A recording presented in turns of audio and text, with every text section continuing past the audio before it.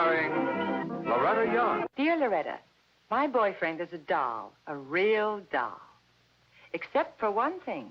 He is so stubborn about silly, unimportant things. I mean, for instance, he thinks that I get too friendly too quickly. You know, like calling people you meet for the first time honey and darling. And I just think that I'm being nice. And another, for instance, the other night, I was in a telephone booth and a bunch of nickels came pouring out. And do you know, he made me send every one of them back to the telephone company. I just couldn't talk him out of it. Well, maybe it's a principle with him, Gloria. I mean, suppose the situations were reversed, like it actually is in the case of a girl I recently read about in a magazine. Her name is Jenny Tobit, and she teaches night school. Now, in our discussion of this division of power, it must be remembered that our Constitution is a written agreement entered into by the people of the 13 original states and agreed to by the people of the 35 states which have since entered the Union.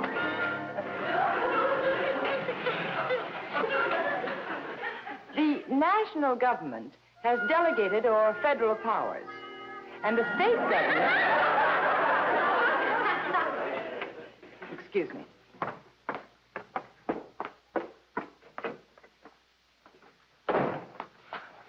Oh, Fred, please stop that.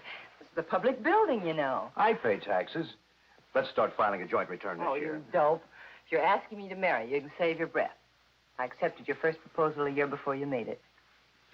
Now, be a good boy and don't bother me anymore, and I'll see you later. Bye. I'm sorry. Now, as I was saying, the state government can do all things other than those provided for in our Constitution. In other words,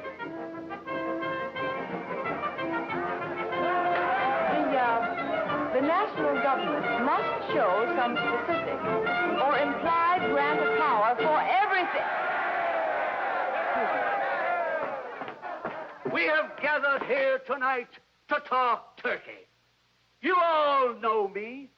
I may be the party leader of this district, but I shall always... Mr. Gallagher, is it too much to ask you to take your campaign elsewhere? Miss Tobit, would you deny us our constitutional right of freedom of assembly?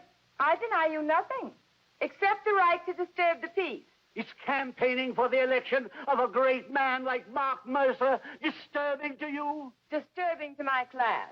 Oh, shut up. Mr. Gallagher, while we're on the subject, your choice of a candidate is as bad as your manners. Now, see here, Jenny. No, I'm sorry. But Mark Mercer is fit only to be elected to a place in the Road to Provere section under the title Wealthy Sportsman. Good night.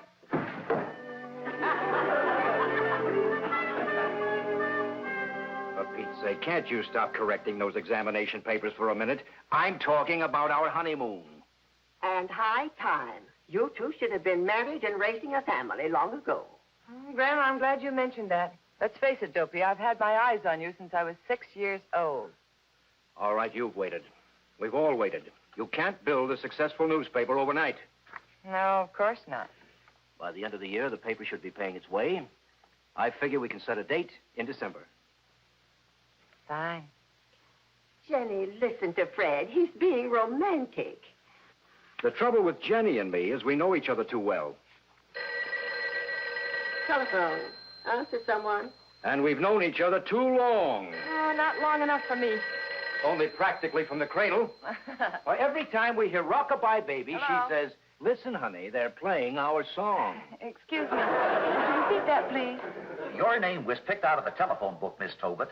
Now, if you answer the jackpot question, you will win our grand final jackpot prize. It's a quiz show. Are you ready? Yes, I'm ready. Here it is. How many children did President Cleveland have, and what were their names? How many children did President Cleveland have? And what were their names? Quick, the encyclopedia! The Cleveland had 5 children, 3 girls and 2 boys. And their names were Ruth, Esther, Marion, Francis, and Richard. Richard Folsom Cleveland. Folsom was his middle name. Right. Right you are. Madam, you have just won the jackpot prize. I won! You won what? Oh, what did I win? You won an automobile. An automobile. What kind of an automobile? What kind of an automobile? A brand new Crescent convertible. Crescent convertible. Oh, I'm sorry, sir. I cannot accept your car. Jenny. I said I'm sorry. I cannot accept your Crescent convertible. Jenny, what are you saying? Yes, I'd be delighted to tell you why. Because Mark Mercer is a political candidate in this state, and I do not hold with what Mark Mercer represents politically. He also happens to own 3/4 of the stocks of Crescent Motors. And therefore, I feel it my duty to object to his candidacy in whatever manner I can. Jenny. Jenny.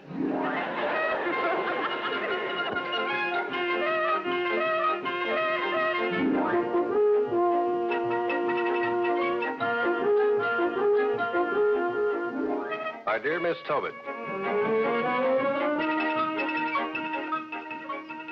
Now, in my opinion, Mark Mercer...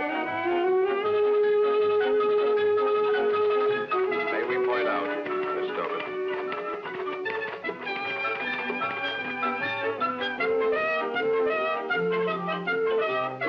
No?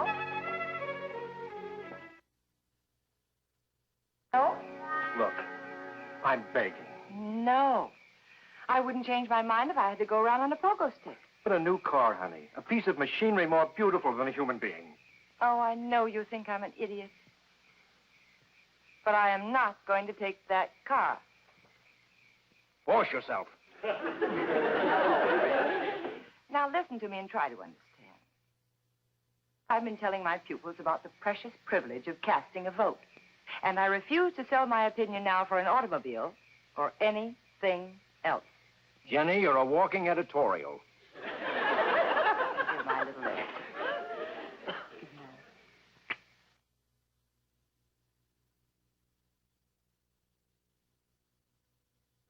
Beg your pardon.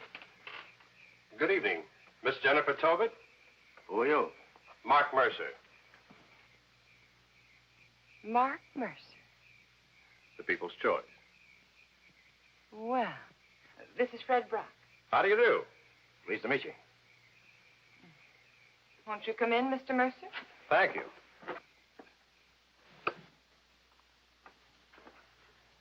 Sit down, Mr. Mercer. Oh, thank you. Excuse me.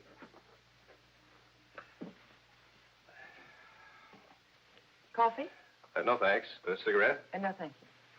Light? No, thanks. Well, I guess you're wondering why I'm here. We sure are. Well, I just wanted to meet in person the young lady who dislikes me so much. I wanted to ask her why she won't accept my car. Well, since you asked, Mr. Mercer, I'll be explicit. I'll retract that statement. I think you've been explicit enough in the last few weeks. I'm not equipped, you say, to handle the various problems of my constituents and so forth and so on. You know, now that I see you, Miss Tobit, I'm inclined to believe that you're sincere. And I want to be honest with you. Oh, Mr. Brock is my fiancé. Oh, of course. Fred, why don't you sit down? And no doubt you're aware, Miss Tobit, that you've been a disturbing element in my life. It's quite embarrassing when a company can't give away its product. Not to mention what you've done to my campaign and... Well, to get to the point, just what do I have to do to get you to accept my car? Take your hat out of the ring. What? Don't run for office. Aren't you being rather naive, my dear girl? I've known many politicians in my time. None of them appeared to be extraordinary. Well, don't look at me. I wanted to take the car. After all, what must one know to be a politician? What about these? These what? Books. Government, history, civics. Oh? What about them? Mr. Mercer, may I ask you a personal question? Well, that might be a pleasant change from your personal remarks. Shoot. Can you recite the preamble to the Constitution? Now we're being childish. Well, can you? Of course. We, the people of the United States, in order to form a more perfect union, establish justice, ensure domestic tranquility, Well, I'll probably think of the rest of it lying in bed tonight. For the moment, you've won a point. The point is, Mr. Mercer, you don't even know as much as the members of my night class. Now, just a minute, And I'm Miss awfully Tobit. sorry if I've embarrassed you. Not at all. You'd be surprised at the things I forget. You'd be surprised at the things I remember. For the sake of my one precious vote, I've taken the trouble to have your record checked. And this is the result. You hunted lions in Africa. You skied in Switzerland. You played polo in America. You had a love affair with a showgirl that barely missed the front page but made good meat for the gossip columns. Nancy Darson, remember? Do I remember? Well, anyway, Crescent Motors was built by your father and has progressed smoothly without your help. And your industrial holdings you inherited. That's not very nice, Miss Tobit, prying into a man's private life. Well, unfortunately, a man's private life is no longer private once he has decided to run for public office.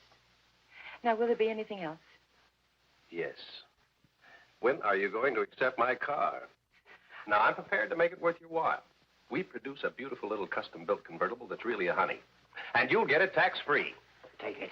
Take it. Of course you're prepared to make it worth my while. But are you prepared to read those books, to know them and understand them and believe them? Are you prepared to feel the responsibility and the dignity of the office to which you aspire? Are those the conditions under which you will accept the crest? Yes, they are.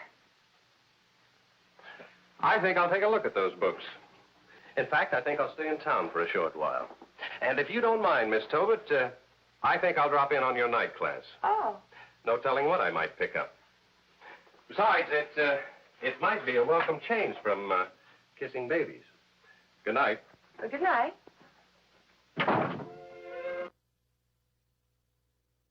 Tax-free.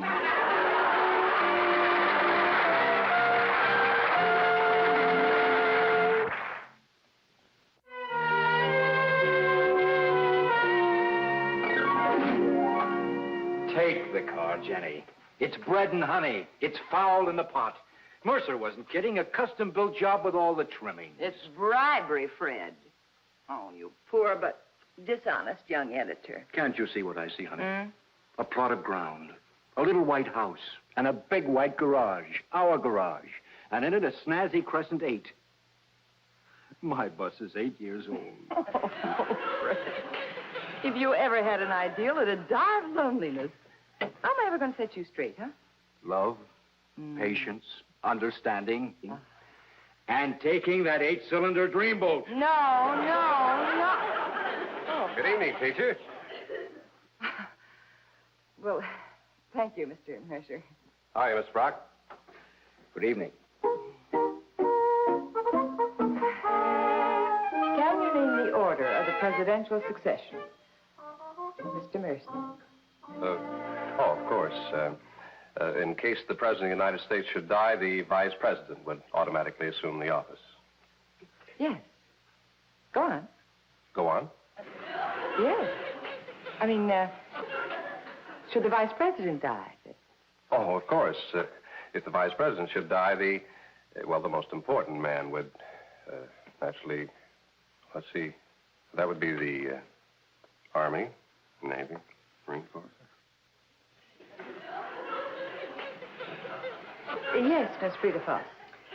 Vice President, Speaker of the House, President Pro Tem of the Senate, Secretary of the State, Treasury of Defense, Attorney General, Postmaster General, Secretary of the Interior, Agriculture, Commerce, and Labor. Very good, Miss Frida Foss.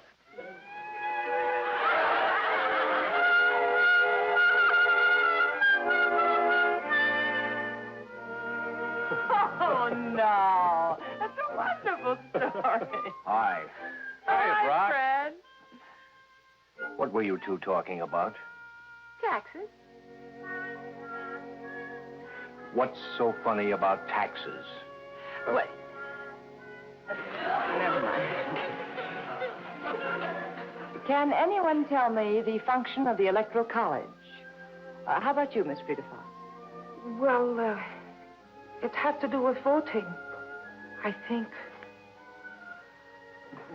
I'm not sure. Yes, Mr. Mercer.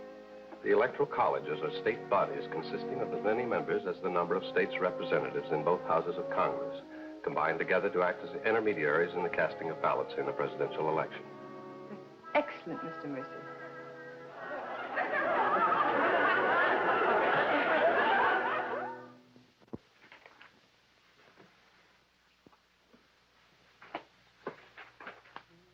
Recess time. Oh, hi, Fred. Still mad? Nah, so you had dinner with Mark Mercer, so what? You're a good boy. Was it fun? It was very interesting. Interesting. Mm-hmm. Oh, sure, interesting. Well, all I want to know is when you're going to take that gorgeous carriage and let Prince Charming go fly a pumpkin. Pretty soon now. You know, he's a very intelligent pupil. And he's trying awfully hard to learn as much as he possibly can. Okay, okay. Let's forget about teacher's pet for a while, hmm? Oh, Fred. Say, they've got a new band over at the Roadhouse. Have they? And I've got a little something to discuss with you. What is it? Tell me. I'd rather save it for tonight. Oh, tonight. Oh, I'm sorry, Fred. Sorry about what? Well, you see, I promised Mark there's this lecture tonight. Mark? Yeah. Lecture on a Saturday night? Yeah, and I promised him. Well, naturally, you've got to go. Well, you don't mind, do you? Of course not. I know how sacred promises are to politicians. Oh, Fred, it's just that I feel I can do something for him, that's all. Oh, dopey.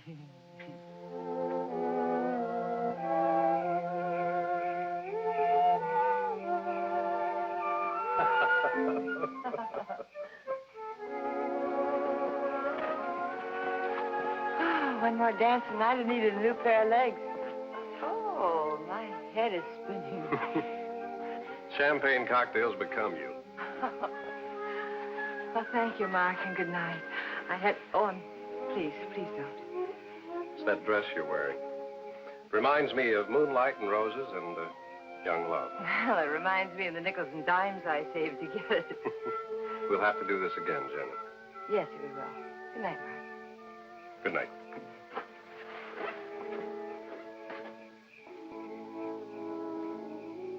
Hello. Oh, Fred. He's right. Champagne cocktails do become you. Oh, you poor darling. How long you been sitting there? Oh, not long. I didn't mean to pry. Oh, I'm sorry about what just happened. He'd be a sucker if he didn't try. Look, you don't think I wanted him to, do you? Well, of course not. It's just that you went to a lecture and you found it stimulating. Oh, well, the lecture was postponed till next Saturday night. Well, when you go, drink a few toasts to an old acquaintance.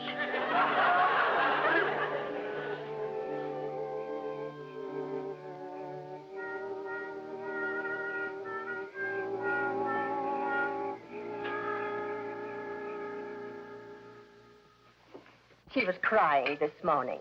And then she came downstairs, calm and collected as you please, and called Mark Mercer at the hotel. She did? She told him she was going to put him to a test.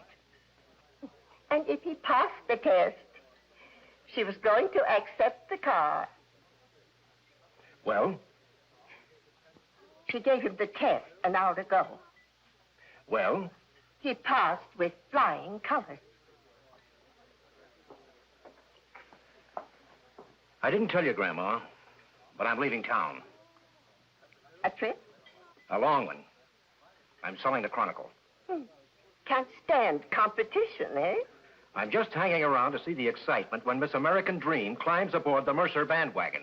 You won't have long to wait. The car is being delivered this afternoon. What do you think of Mr. Mercer's chances for election? Well, if folks have any regard for good intentions, I think he's a cinch. One more picture as you give her the keys to the car, Mr. Mercer. Sure.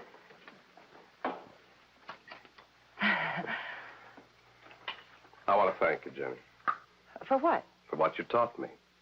Oh, I didn't write the books, Mark. Well, what I learned wasn't in the books. To be true to yourself and strong in the truth. Oh. I won't let you down, Jenny. Thank you.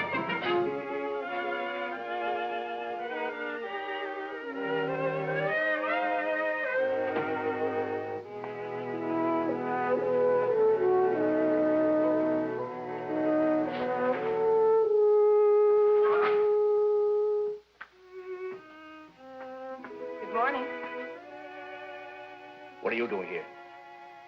Well, I work here. On Saturday morning? Well, I asked Todd Griswold to meet me here. Well, that's funny. He asked me to meet him here. Left a message. What kind of business have you got with Todd Griswold? Oh, he's the broker on the sale of a newspaper. Yeah. My newspaper. That's right. And I'm the purchaser. You? Mm-hmm. I thought it was a good way to invest my $3,000. What, 3,000? The $3,000 I got for selling my car. Well, what do you mean? Now all I need is an editor. But then that's nothing new. I've always needed him. You think you can buy me for a few paltry bucks? Can't I? We'll talk about it over a pineapple soda. Let's go. What about Todd Griswold? He'll just have to keep his nose out of our family affairs.